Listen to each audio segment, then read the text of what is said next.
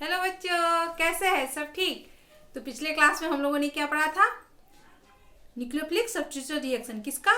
Hello Adin के साथ। ठीक है, अभी और क्या पढ़ना है हम लोगों को?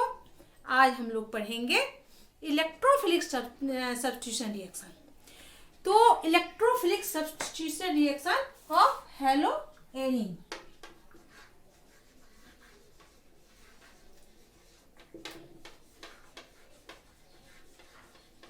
Electrophilic substitution reaction of hello Adin. ठीक है, इलेक्ट्रोफिलिक न्यूक्लियोफिलिक में क्या था? न्यूक्लियोफाइल में ये किसके तरफ अट्रैक्शन कर रहा था? प्लस चार्ज के। इलेक्ट्रोफिलिक मतलब क्या? जिसका अफेक्शन किसके तरफ हो? इलेक्ट्रॉन के तरफ, माइनस चार्ज की तरफ। इसका क्या हो? Affection of electron, affection on electron, यानी इसका अफेक्शन माइनस चार्ज की तरफ होगा। ऑब्वियसली इसके ऊपर कौन सा चार्ज है? इसको हम जैसे न्यूक्लियोफाइल को हम लोग कैसे डिनोट कर रहे थे? NU माइनस से कर रहे थे ना। तो इलेक्ट्रोफिलिक को किससे करेंगे डिनोट हम लोग? E प्लस चार्ज से। इसका अफेक्शन किसके साथ होगा? इलेक्ट्रॉन की तरफ होगा। तो चलो हेलो एडिन के बारे में देखते हैं। ये इलेक्ट्रोफिलिक सब्स्टिट्यूशन रिएक्शन जो होगा वो हेलो एडिन में कहाँ पे, किस पोजीशन पे ये क्या करेगा? हाइड्रोजन को सब्स्टिट्यूट करके अपना पोजीशन बनाएगा। कहाँ? यहाँ हम क्लोरीन, हेलोजन की जगह पे क्लोरीन डाल दी, कोई बात नहीं, कुछ डाल सकते हो आप। तो ये कहाँ पे अटैक करेगा? कहाँ पे ये न्यूक्लियोफाइल अटैक करके नया कंपाउंड बनाएगा। ठीक है, तो इसके लिए हमें क्या देखना होगा? इसका रिजोनेंस इफेक्ट। क्या देखना होगा हम लोग को इसके लिए? इसका रिजोनेंस इफेक्ट दिखना होगा, जो कि अभी पिछले क्लास में भी हम लोगों ने पढ़ा था और देखा था ना हम लोगों ने। चलिए, तो ये इलेक्ट्रोफाइल जो है तो अटैक किस पे करेगा? तो ये दो पोजीशन पे अटैक करता है। किस पे? ऑर्थो पे और पैरा पोजीशन पे। ठीक, अब ये ऑर्थो और पैरा पोजीशन पे क्यों अटैक करता है? तो जब बेंजीन रिंग में हेलोजन एटम इंक्लूड होता है, जुड़ता है, क्या बना? Hello Adin. तो क्या आता है? ये ऑर्थो और पैरा पोजीशन का जो है इलेक्ट्रॉन डेंसिटी बढ़ा देता है। तो रिजोनेंस इफेक्ट से हम लोग देखते हैं। देखिए ये क्या होता है? क्लोरीन की वैलेंसी कितनी होती है? 7 होती है। और इसमें इलेक्ट्रॉन कैसा होता है? कंजुगेशन होता है। इसका कंजुगेशन के कारण ही क्या दिखलाता है? ये क्या दिखलाता है? रिजोनेंस इफेक्ट दिखलाता है। ठीक है, कंजुगेशन क्यों होता है? तो अल्टरनेट या तो पाई बॉन्ड रहे या लॉन पेयर ऑफ इलेक्ट्रॉन रहे। तो हेलोजन ग्रुप का क्या होता है? माइनस आई इफेक्ट दिखाता है। इंडक्टिव इफेक्ट जो उसका था निगेटिव होता है। वो जनरली क्या करता है? इलेक्ट्रॉन विथड्रॉइंग करता है, इलेक्ट्रॉन को अपनी तरफ खींचता है, ये तो सबको मालूम है। बट जब रिंग में जुड़ता है तो क्या करता है? वो अपने इलेक्ट्रॉन को रिंग की तरफ फेंकता है। तो ये क्लोरीन जब भी क्या किया? अपना इलेक्ट्रॉन क्या किया? किसको डाल दिया? दे दिया इस कार्बन को, क्योंकि कार्बन से जुड़ा हुआ है ना। जब ये अपने इलेक्ट्रॉन को कार्बन के साथ कार्बन को दिया तो कार्बन पे कितने चार्ज ये हो गए? वैलेंसी यहाँ 5 हो गई।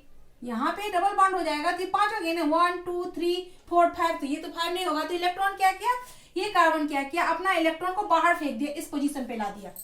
माइनस चार्ज आ गया। यहाँ पे ऑर्थो पोजीशन पे माइनस चार्ज आया, क्योंकि यहाँ पे इलेक्ट्रॉन आ गया तो यहाँ पे इलेक्ट्रॉन की डेंसिटी ज्यादा हो गई।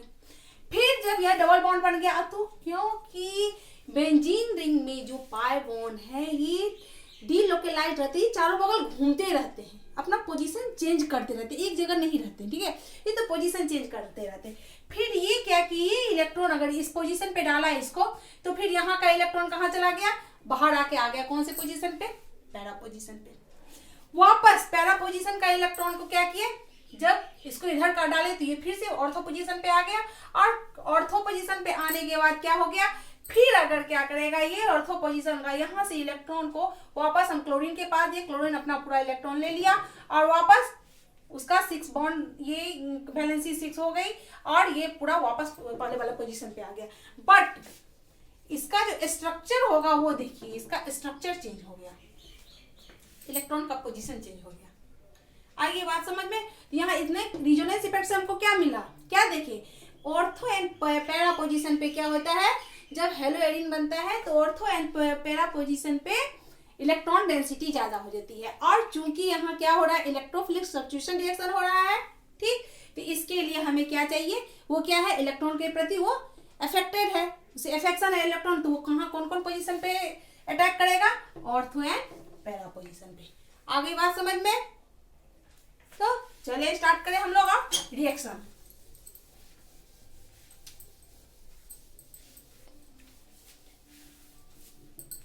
पहला दिखाते हैं हम लोग हेलोजिनेशन।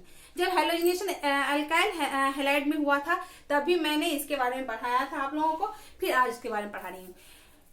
क्या होता है, बेंजीन रिंग जितना ज्यादा इलेक्ट्रोफिलिक होता है उतना ज्यादा जब हेलोजन ग्रुप उसमें जुड़ जाता है हेलोएरिन, तो उतना ज्यादा इफेक्टेड नहीं हो पाता है, क्योंकि नेचर उसका क्या है, -I इफेक्ट होता है, वो इंडक्टिव निगेटिव होता है। बट रिंग में वो इलेक्ट्रॉन फेंकता है, लेकिन उसका कैरेक्टर तो होता है इलेक्ट्रॉन विड्रॉइंग का, तो वो क्या करता है, हेलोएरिन को उतना ज्यादा एक्टिव नहीं रहने देता है जितना होना चाहिए। जितना बेंजीन रिंग एक्टिव है उतना ज्यादा नहीं होता है। तो इसके लिए इलेक्ट्रोफिलिक रिएक्शन करवाने के लिए, इलेक्ट्रोफिलिक सब्स्टिट्यूशन रिएक्शन करवाने के लिए कुछ क्रिटिकल कंडीशन की जरूरत होती है, कुछ कैटलिस्ट की जरूरत होती है, उसके प्रेजेंस में ये इलेक्ट्रोफिलिक सब्स्टिट्यूशन रिएक्शन होता है। जैसे हम लोग क्या करेंगे, हेलोजिनेशन करवाएं, ये क्लोरीन हुआ, मान ली हेलोजन के लिए क्लोरीन, तो इसके लिए हमें फिर क्लोरीन चाहिए प्लस Cl2 के साथ करवाएंगे। तो इसके लिए हमें किसकी जरूरत है, लुईस एसिड की जरूरत होगी, FeCl3, anhydride FeCl3, anhydride FeCl3, ये क्या है, लुईस एसिड। तो फिर क्या बनेगा हम लोगों का, दो प्रोडक्ट बनेगा, ये Cl, एक Cl बनेगा यहां और दूसरा बनेगा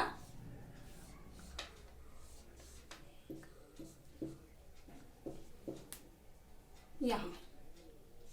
अब बोलेंगे कौन सा मेजर प्रोडक्ट है एंड कौन सा माइनर प्रोडक्ट है। तो मेरा मेजर प्रोडक्ट ये हो गया मेजर प्रोडक्ट, एंड ये हो गया माइनर प्रोडक्ट। लेकिन क्यों है, ये है ड्यू टू क्या, हिंड्रेंस, स्टेरिक हिंड्रेंस के कारण। स्टेरिक हिंड्रेंस बोले तो क्राउडीनेस, यहाँ दोनों बहुत अगल बगल में है, पास है, तो क्राउडीनेस ज्यादा है, या असिमेट्री भी बोल सकते हैं इसका। देखो अगर देखेंगे तो ये दोनों आमने सामने है, सिमेट्री लग रहा है, एंड ये एसिमेट्री भी है, और मेन है स्टेरिक हिंड्रेंस, क्राउडीनेस के कारण। तो इसके कारण ये क्या होता है, माइनर प्रोडक्ट हो जाता है, एंड ये मेजर प्रोडक्ट हो जाता है। आ रही है बात समझ में। अब चलिए अब क्या करेंगे, नाइट्रेशन।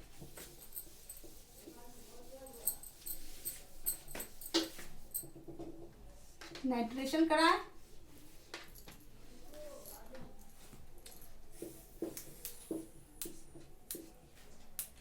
नाइट्रेशन करवाएंगे तो हमें किसकी जरूरत पड़ेगी, HNO3।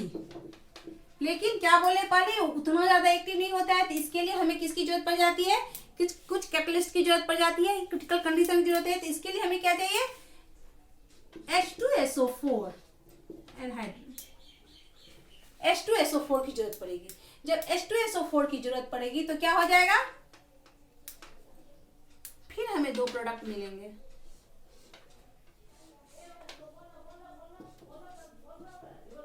यहां हो गया Cl, यहां हो जाएगा NO2, और दूसरा प्रोडक्ट हो गया Cl, और यहां हो जाएगा NO2। नेम तो सब लोग को मालूम ही होगा ना, नेम तो मालूम हो जाना चाहिए, 1 क्लोरो 4 नाइट्रो हेलोबेंजीन, बेंजीन ऐसे करके, तो क्योंकि IUPAC नेम जो है सो हम लोगों ने पढ़ा था, तो उसका नाम अगर बोले तो फिर नेम भी सबका लिख देती हूँ मैं, ठीक। तो अब ये बताइए इसमें कौन मेजर प्रोडक्ट बनेगा एंड कौन माइनर प्रोडक्ट बनेगा। तो मेजर प्रोडक्ट बनेगा ये, एंड माइनर प्रोडक्ट ये, बिकॉज ऑफ स्टेरिक हिंड्रेंस। ठीक है बच्चों, तो 4 नाइट्रोबेंजीन, नाइट्रोबेंजीन। ठीक, और ये क्या हो जाएगा 1 क्लोरो एंड 2 नाइट्रोबेंजीन, है ना। ठीक, अब सल्फोनेशन क्या करेंगे, सल्फोनेशन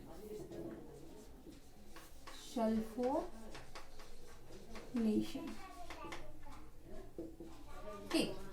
सल्फोनेशन के लिए हमें किसकी जरूरत होगी, जो हमें क्या दे SO3H, क्या दे हमें SO3H। तो इसमें हमको कौन सा देगा, H2SO4 देगा, कंसंट्रेट H2SO4 को जो हम गर्म करेंगे तो क्या मिलेगा हमको, एक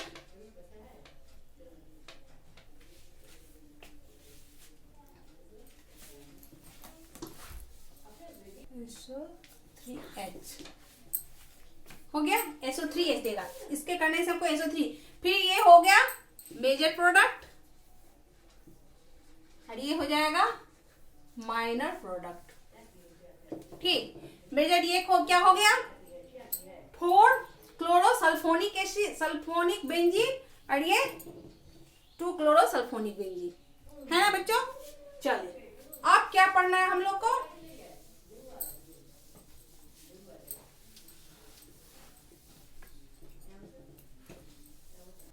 अब हम लोग क्या पढ़ेंगे, ये तो हो गया इलेक्ट्रोफिलिक सब्स्टिट्यूशन। अब फ्राइडल क्राफ्ट रिएक्शन क्या है, फ्राइडल क्राफ्ट रिएक्शन,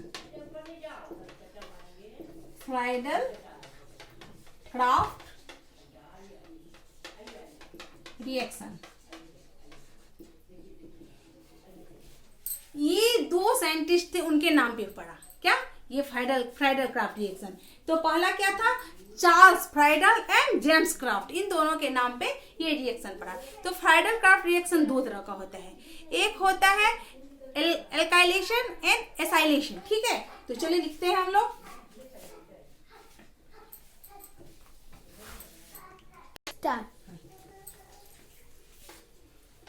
ये 2 तरह के रिएक्शन होते हैं, एक फ्राइडल क्राफ्ट एल्काइलेशन एंड दूसरा फ्राइडल क्राफ्ट एसाइलेशन। ठीक, तो अल्काइलेशन में फिर हमको किसकी जरूरत होगी, CH3Cl और किसके प्रेजेंस में एनहाइड्राइड AlCl3। तो हमें क्या मिलेगा,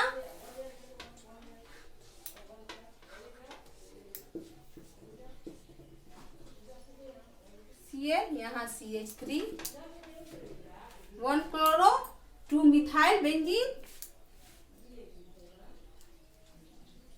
और दूसरा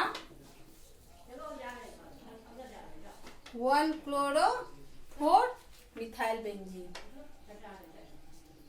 यहाँ Cl, यहाँ CH3। ये बना, कौन सा मेजर होगा कौन सा माइनर होगा, आप तो समझ में आ ही जाता होगा बच्चों। ये हो गया मेजर, ये हो गया माइनर प्रोडक्ट। बात आ रही है समझ में, ठीक है। नेम लिख दे, 1 क्लोरो, यहाँ 2 मिथाइल बेंजीन, यहाँ 1 क्लोरो 4 मिथाइल बेंजीन। ठीक है, ये क्या हो गया अल्काइलेशन। एंड एसाइलेशन में हमें किसकी जरूरत होगी,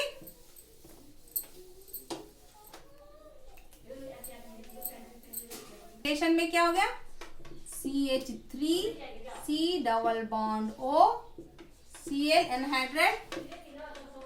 anhydride AlCl3।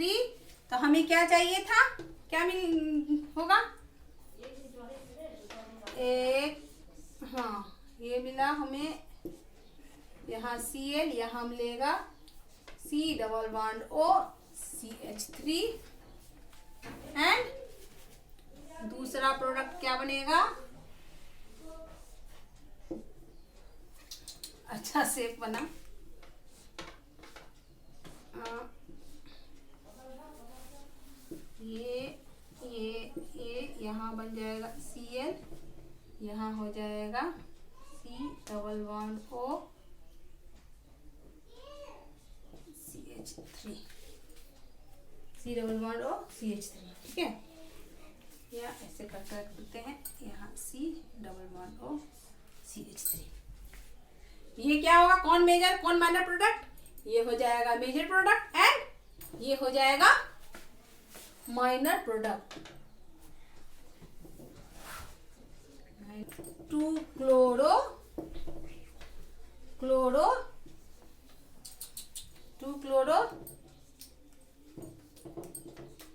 Aceto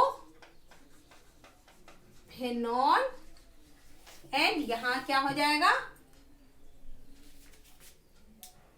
4 chloro aceto phenol. आ गई बात समझ में? तो बच्चों आज हम लोगों ने क्या पढ़ा, इलेक्ट्रोफिलिक सब्स्टिट्यूशन रिएक्शन, वो कहाँ कहाँ होता है, किस किस पोजीशन पे होता है, वो पहले इलेक्ट्रोफिलिक सब्स्टिट्यूशन रिएक्शन है क्या, तो ऐसा प्रोडक्ट बोल सकते हैं या ऐसा कंपाउंड जिसका अफेक्शन किसकी तरफ हो, इलेक्ट्रॉन की तरफ, प्लस चार्ज की तरफ, ठीक है। अब ये किसी हेलो एरीन में कौन से पोजीशन पे अटैक करेगा, कौन से पोजीशन के हाइड्रोजन को सब्स्टिट्यूट करेगा, तो ऑर्थो एंड पैरा पोजीशन का। वो कैसे पता चला हमें, रिजोनेंस इफेक्ट के द्वारा पता चला, ठीक है। उसके बाद हम लोगों ने क्या क्या पढ़ा, हेलोजिनेशन पढ़ा, नाइट्रेशन पढ़ा एंड सल्फोनेशन पढ़ा। और उसके बाद हम लोगों ने क्या पढ़ा है, Friedl craft reaction. Friedl craft reaction में क्या क्या था, एल्काइलेशन एंड एसिलाइजेशन, ठीक है, एसिलेशन। तो एल्काइलेशन एंड एसिलेशन ये दो ठो होता है फ्राइडल क्राफ्ट का। ये नेमिंग रिएक्शन है, अच्छे से सब कुछ समझ लीजिएगा और जितना मैं पढ़ाई उसका रिवीजन करते रहिएगा, कॉपी पे लिखते चले जाइएगा और पॉज कर करके पूरा लिख के उतार लीजिएगा और फिर से घर पे बनाते रहिएगा, रिवीजन करते रहिएगा। क्यों, तो ये रिवीजन का काम है, रिवीजन करते रहिएगा, कभी मत भूलिएगा, कभी नहीं भूल पाइएगा, ठीक है। और मेरे चैनल को लाइक, सब्सक्राइब और शेयर जरूर कीजिएगा। Take care, bye.